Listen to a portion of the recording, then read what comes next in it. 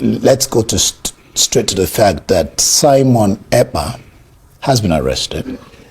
And will this stop insecurity in the Southeast? What do you think? Also, I'm saying the emergence of a new female leader, a female, has occurred. So what do you think? Will this stop insecurity we're experiencing in the Southeast? To be honest, I think for me, the place I want to start off this conversation is to... Have you ever asked yourself a question? Why is it that anytime insecurity is mentioned in the southeast of Nigeria, you talk about Anambra State and Imo State? Then you ask yourself again, is Nnamdi Kanu from Anambra State? No. Is Nnamdi Kanu from Imo State? No. Is Simon Ekpa from Anambra State? No. Is Simon Ekpa from Imo State? No. Nnamdi Kanu is from Abia State. Simon Ekpa is from Ebonyi State. Abia State and Ebonyi State, they are experiencing insecurity quite all right, but not as much as Anambra and Imo. Then, why is it that Anambra and Imo is the headquarters of insecurity in the Southeast? Have you ever asked yourself this question? Now, please, I want to beg you, take time to watch this video that this man analyzed on channels, on Arise TV this morning. I want to thank him, Mr. Valentine Ozibo. He spoke well, even though I do not agree to most of the things he said, saying the issue of Simon Ekpa is irrelevant, that we are talking about Nnamdi Kanu, who is the most populous. Anyways, I do not agree to some of the things he said, but some of the things he said actually are actually things we need to listen to and know what is happening. So please, I want to beg you, take time to watch this video and drop on the comment section what you think about it, all right? So please, watch this. I want to start off this conversation is to try to paint a picture of how terrible things are in the Southeast. I was reading a report recently by a group of NGOs and authored by one, Emeka Umeabolasi and his colleagues, and they documented a lot of atrocities that have happened in the entire Southeast, where in their reckoning, over 65,000 people had been victims of kidnapping and what have you, and over 32,000 deaths from different, whether state actors and non-state actors. And all of these things tell you the level of deterioration we've suffered. And what is saddening is what has happened even in recent time, particularly in my own dear state, Anambra, where nobody's spared. Archbishops are not spared.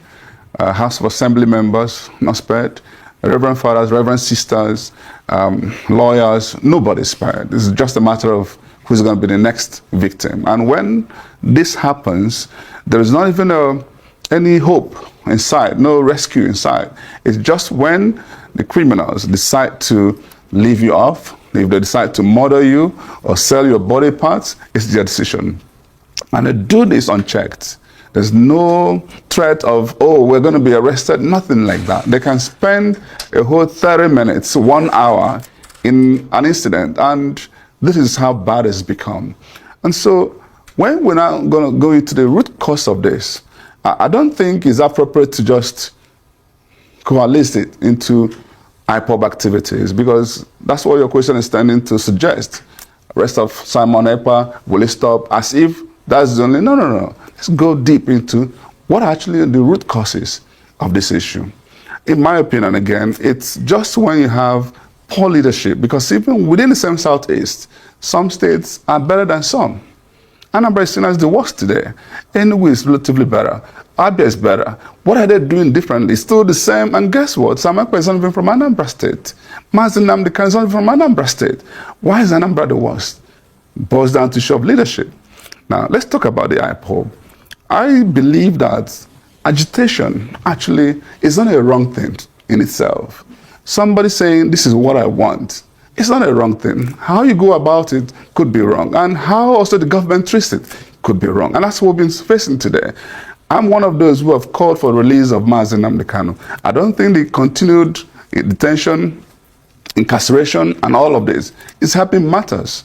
And quite frankly, I don't know Simon Ekpa. We see some of the videos he does, and whether he changes, replaces, I think is irrelevant to what we're talking about. Because what has happened is that there are now huge criminal elements that hide under the auspice of IPOB to create all manner of issues. But truly speaking, they are not agitators. They are criminals. So what I say to leaders, forget about this nomenclature. Deal with criminals of whatever form. I think your governor has even made that statement. He said, let's call a spade and not an agricultural instrument. Let's call criminals criminals. Yes. And deal with them as criminals. Purely. So why is that not happening? I'll ask you this. Because you said it's a question of leadership. Yes. So have the governors of the security of the Herod SE of the Southeast, have they shared their responsibilities even with the security votes? The answer is yes and no.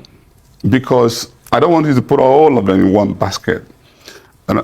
Something happened recently in Anambra State where a priest was kidnapped. Another reverend father had to call a governor of another state for help to track what happened in Anambra State. And when the whole thing was done and finally, thankfully, the priest was released, they had to go back to the governor in Enugu State to say, thank you for helping us. What I'm saying to you is that it's not just the case of the Southeast governors. Let's be specific. Some are doing much better than others. In the case of Anambra State, I have no clue what is going on. Why can't we, since the beginning of this administration, by Governor Soludo, we haven't seen much being done in the area of insecurity. We've not seen even vehicles bought for security agencies. You hear cases of when they're even sent to work, they get demotivated, demoralized, and then they just ignore. And then if you look at all the cases that have happened, the same story. There's not any attempt to rescue. But that's not the picture. I interviewed him here. That's not the picture the governor painted. The picture, because I told him that. So I'm said in 15 local government areas, they were asking the president to declare a state of emergency, but he said it must be some, for lack of, let me not use miscreants, some people he doesn't know, but that they've done quite some good job that they're speaking in Anambra State. That's what he said. I don't want us to shift this into a debate, because it's not. Do me one favor. You have your correspondent in Awka. Figure out what is going on. In Anambra State, the government house, few meters away at Nibo, they were celebrating New Year Festival. Criminals took their time, killed many people. Up to today, not a single person has been arrested. In the case of Awka North, the entire of the Urum bush and all of that, if you see and hear evidences from kidnapped victims who were thankfully released, and they tell their story, it is alarming. Once this interview is over, I'm going to share a lot more. Okay. The point here is that every single Anambra person who is savvy enough to understand what is going on, we all come to the same conclusion that nothing has been done so far. It's not a matter of these things are happening, but what is our response? Where is the leadership? What are you doing to create, first of all, the intelligence, the control room, where you monitor and see what is happening in different parts of Anambra State? What are you doing to empower the security agencies, and how do you craft the architecture that bring it down to the local units? How do you integrate the Ndigwes, the town unions, into all of this? How do you actually even provide sufficient empowerment for young people so that they can be gainfully employed? How do you become a source of inspiration and hope so that people will know that if they work hard, they will make a living? The point here is that we are in a situation where, guess what? Everybody is helpless and there is no hope in sight. And just recently, it's saying that after Christmas, it's going to launch some security initiative. And people are saying, why wait until after Christmas? Are you using that for a re-election gimmicks or what? What happened in the first 3 years of your administration? Why are you waiting on the twilight to launch? Because we say this because we know sometimes what usually happens is leadership. They are usually the architect of some of these things. They empower criminals for political gains. And when they're not in power, they don't know how to treat these criminals? How do you even recover some of the guns you've armed wrong people? And this is what we keep saying. And it's not just in Nigeria. The whole case of banditry, you hear cases across of the length you hear cases of these people actually came in through the politicians who use them for nefarious activities. And then when the job is done for them, what next? They have because no answer. They don't have employment. They have no answer. They start, again, you've raised another issue. You have the leaders. Because we're talking particularly about the Southeast, even though you mentioned, of course, Nigeria in general. Have the leaders in the Southeast, do you think that they played the ostrich looking for the cause of the problem outside their shores while the problem is within? Because I've seen so many leaders talk about, okay, I'm going to come to Nnamdi Kanu and all that. But don't you think they've played the ostrich, begging the issue, looking for... somebody said it's only the rat that is inside that tells the one outside that there's fish in the kitchen. 100%. If you actually dig further, if you read this report I'm talking about, it identified the real actors. You will see the one that are external influence. You also see the one internal influence. A lot of the things happening are actually being created and caused by also the people of Anambra State.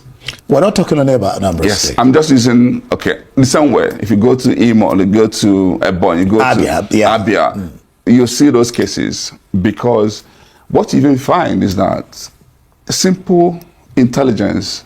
I sat down with a top police officer recently, and I said to him, well, I see effort he's making, what is going on? And he was blaming it on the locals. Do you know something may happen today? Here at this port, they will pursue, give a chase, and then when they get there, ask the locals, where did they go to? Nobody will talk. And I said to him, do you know why that is happening? It's happening because some of them are under oath, which means nothing. It's just a matter of they're getting intimidated. And some of them don't trust you guys to be able to provide this information because they don't know who they're talking to. Maybe once the information gets back to these criminals, that is this guy, you create a problem for that whole family. And so, what do? You think differently. It's all imagination, creativity. Create a whistleblowing opportunity and an anonymous way of gathering this information so that people are protected when they give out this information.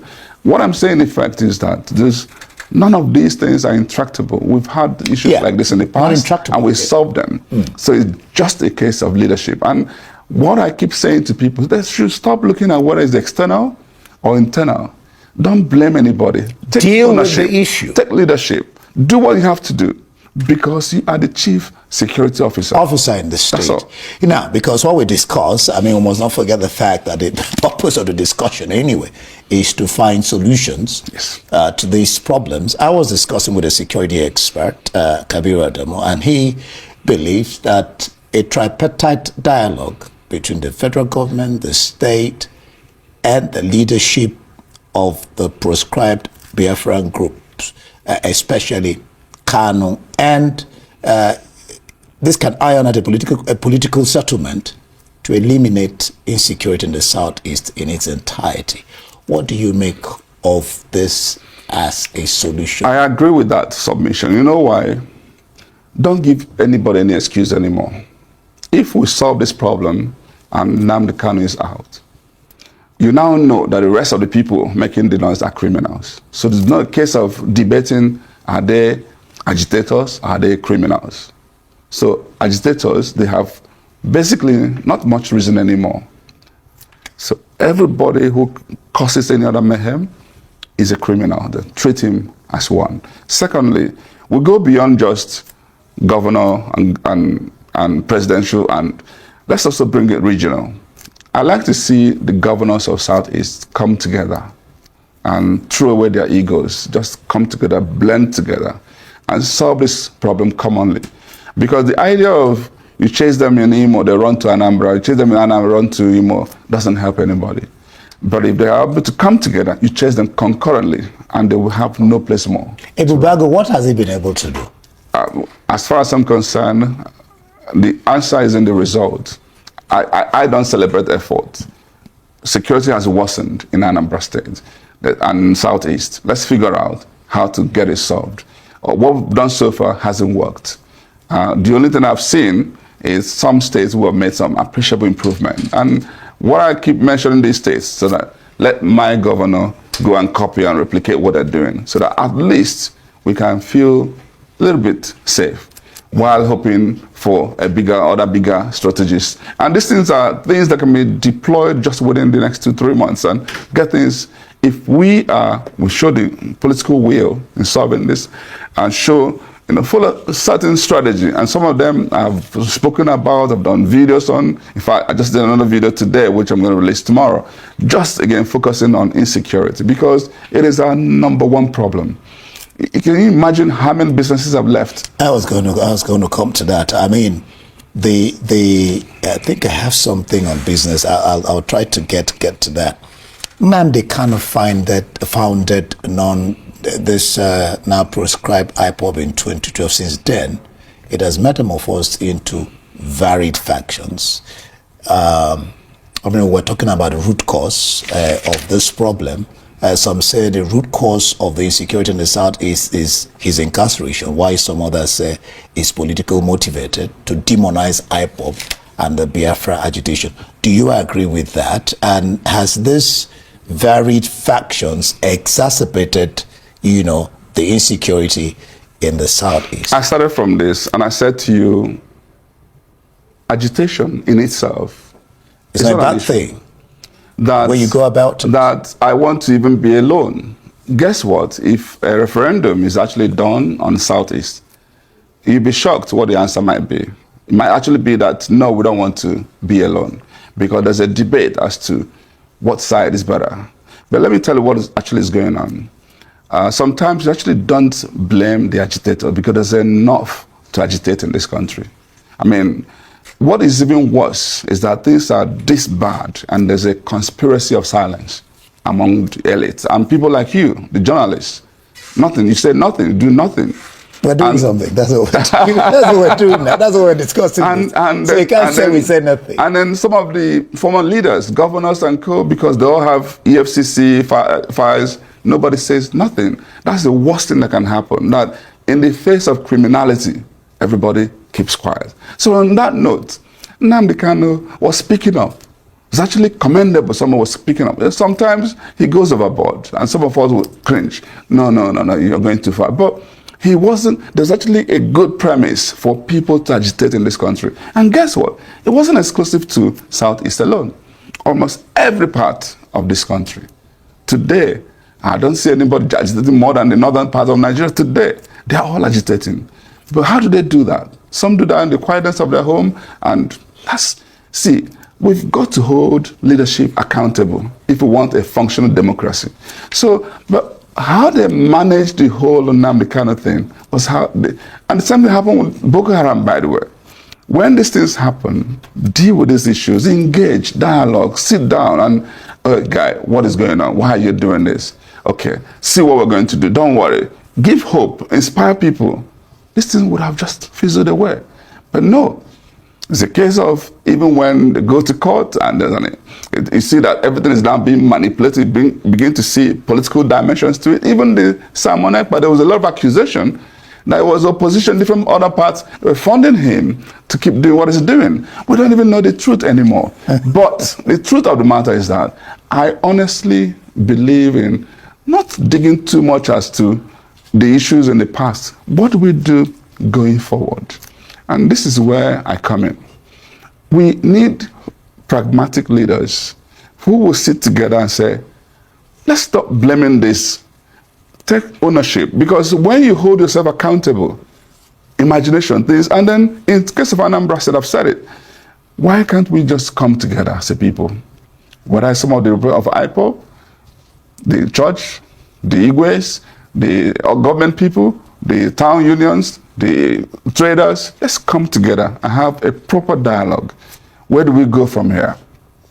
If we have such listening government that can bring everybody together and we craft a common strategy, there's no way this thing can't. But all of a sudden, just wake up and say, no more Mondays is at home. no solution, no answer. And guess what? People get murdered because you're threatening. There's no plan, no action. Nothing. It's really a shame that the governors in the Southeast can't stop that. One wonders. But some have stopped it, by the way. And would they move on? Abia, they move on. Where Mazen Nnamdi can, there's no state at home in Abia. They move on. But in our own case, we haven't managed it well. That's why I keep saying, when we sit together, we will learn from the successes in different others, and we will come together. And this is not about politics. Let's get this job done because people are dying. It's about security of property and life, and then the business that has been lost over the years. You know, now you mentioned something about, well, I know you're not in PDP, but just a brief before we end the discussion. It affects you in one way because the talk around town is that all the opposition parties are just failing across the board, and that affects democracy because APC looks like it's standing as a behemoth, and if the opposition can't, rein APC in, then the masses suffer. Ologuaba says he sees the hand of a third force in this matter, the matter of the two secretaries. National secretaries, Anyanwu and Udoke on the other hand, after court cases, What do you make of this statement, third first in this matter? All right. So what do you think? Drop your comment on the comment section and do not forget to subscribe to the channel, all right? Thank you and God bless you.